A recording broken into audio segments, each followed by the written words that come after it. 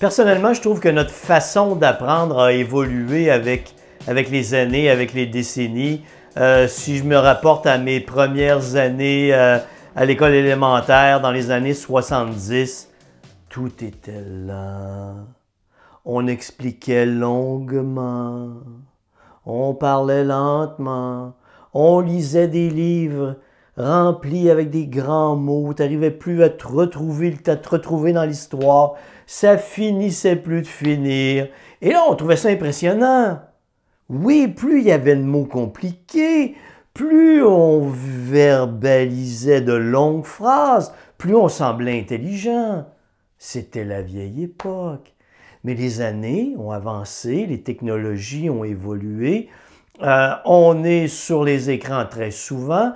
Notre capacité d'attention a peut-être réduit dans le temps, mais notre vitesse à gober de l'information est quand même exceptionnelle. Dans mes publications, j'ai lancé une collection qui s'appelle « Apprendre rapidement, agir maintenant ». Quand on écrit, pour moi, le but, c'est pas de mettre le plus grand nombre de mots possible sur des pages. C'est d'être capable de communiquer une information, que la personne en face de moi puisse la comprendre et puisse réagir ou agir à partir de cette information.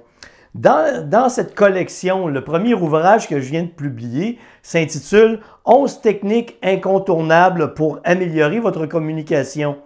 Alors, j'ai voulu faire ça simple. J'ai abordé des thèmes courts, de façon brève. Exemple, communiquer clairement. Comment transmettre une information de manière à ce qu'elle soit comprise par une personne et qu'elle soit compréhensible. Ça peut sembler simple, mais ça reste relativement compliqué. Parce que ce que j'explique est clair dans mon cerveau. Mais une fois que c'est rendu dans le cerveau de l'autre personne, ça ne veut pas dire que ça va être aussi clair pour elle. Mesurer la compréhension, encore une fois, si j'assume que ce que je vous ai expliqué, vous l'avez compris à 100%, je fais une erreur. Je dois mesurer, 1, ma capacité à vous expliquer, 2, votre capacité à comprendre et votre capacité à appliquer.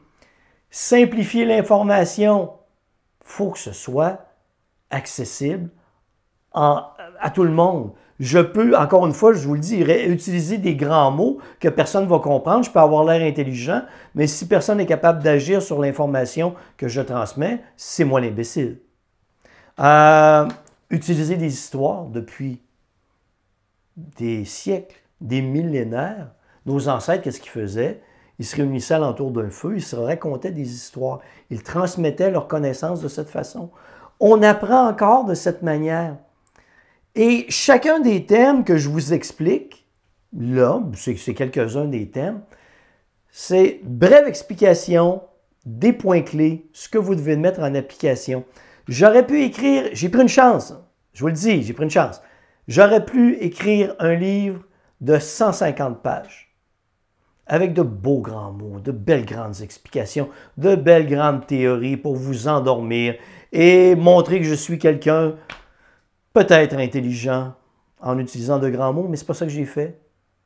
Un texte de 20 pages. Je vais essayer ces formules, cette collection, apprendre rapidement, agir maintenant, parce que vous n'avez pas besoin de vous faire bourrer le crâne. Ce que vous avez besoin de comprendre, c'est si vous voulez, dans ce premier ouvrage, 11 techniques incontournables pour améliorer votre communication, si c'est ce que vous voulez, vous n'avez pas nécessairement le temps de passer 3 heures, 5 heures, 10 heures, faire une longue formation théorique. Ce que vous avez besoin de comprendre, à quel endroit est-ce que je commets des erreurs dans ma communication?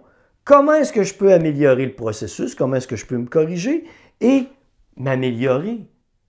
Une fois que vous avez ces points clés, comme je viens de vous en énumérer quelques-uns, bien, vous êtes capable d'agir, d'évaluer, de comprendre et de mieux transmettre l'information, mieux communiquer.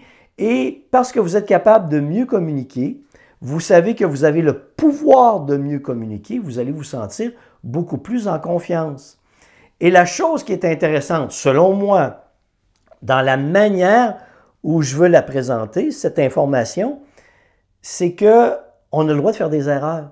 On cherche à être parfait.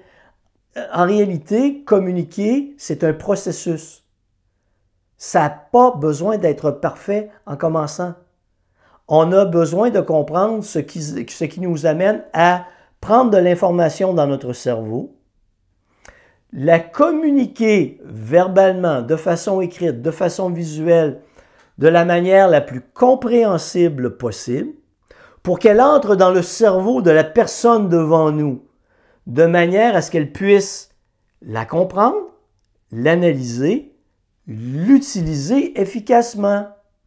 Bien sûr, il va se perdre de l'information entre le moment où je transmets et celui où il est reçu et traité par le cerveau de l'autre personne.